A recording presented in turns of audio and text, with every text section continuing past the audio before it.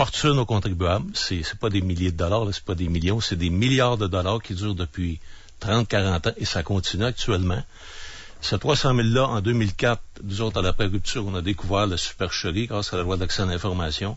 Il n'y avait aucun document scientifique pour prouver ça. Aucun. Il n'y a aucune étude scientifique sur le 300 000 femmes battues au Québec. C'est un chiffre que tout le monde s'est entendu à véhiculer. Puis là, à un moment donné, on sait comment ça marche, les mensonges. Tout le monde le reprend sans vérifier la source. Fait que c'est devenu une vérité à force de circuler simplement.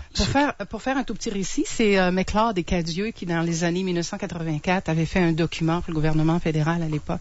Et on parlait bien sûr de cette violence conjugale au Canada. On disait violence conjugale, les femmes battues, c'est un cercle vicieux. Et vous savez que cette dame-là, en 1994, décide lors d'une conférence à la FARC de dire que, bon, les chiffres, ils sont bidons, les chiffres, ils sont falsifiés, les chiffres, ils n'ont pas de valeur statistique et puis ils n'ont pas de valeur scientifique. Alors, elle s'est appuyée sur, tout simplement, un exercice tel quel, une petite étude qu'elle a fait.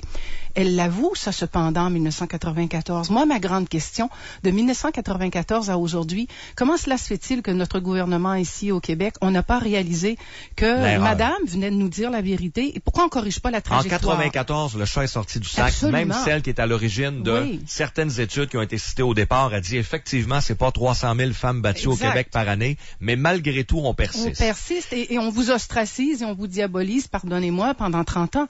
On fait de quoi? Il y a des gens qui vont me faire l'avocat du diable un peu, M. Gagnon, Mme Bilodeau, qui vont dire, oui, mais OK, c'est pas 300 000, mais quand même que ce serait 200 ou 100 000, c'est tellement épouvantable, si ça peut conscientiser les gens, ça change rien, il n'y a pas de victimes, mis à part la vérité statistique. On peut pas faire une publicité, pardonnez-moi, M. Bouchard, sur un mensonge. Et dites-moi, je vais aller voler, je vais aller faire n'importe quoi, puis je vais dire au juge, j'ai volé pour mon enfant. Est-ce que vous croyez que le juge va tout simplement accepter ça? Ça, c'est un vol. On vous a volé, on a volé tout le monde, on a volé les contribuables. On a pris à même vos impôts pour tout simplement valoriser ce chiffre.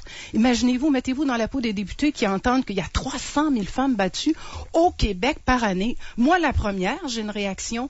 Alors, c'est pour ça que je vous dis, c'est un mensonge. En amplifiant le problème, parce que si c'était juste de sensibiliser les gens, le fait qu'on dise 300 000, c'est pas 300 000, ça peut faire prendre, sensibiliser des gens, il n'y a pas de tort, mais vous dites, il y a plus que ça. C'est qu'on va chercher des budgets avec ça, on réussit à aller chercher de l'argent en gonflant le problème, et là, il y a une problématique. Je vais vous donner l'exemple. On a travaillé en collaboration avec le vérificateur général du Québec, qui est allé, lui, dans les maisons d'hébergement. Il a constaté que les maisons d'hébergement, le plus souvent, étaient vides. Alors, il n'y a jamais eu de fléau de violence conjugale. Il y a au-dessus de 100 maisons d'hébergement qui reçoivent chacune à peu près 700 000 $ en subvention par année. Et pas besoin de vous dire que les intervenantes qui sont là-dedans, vous êtes obligés d'adhérer à l'idéologie féministe pour être engagés là.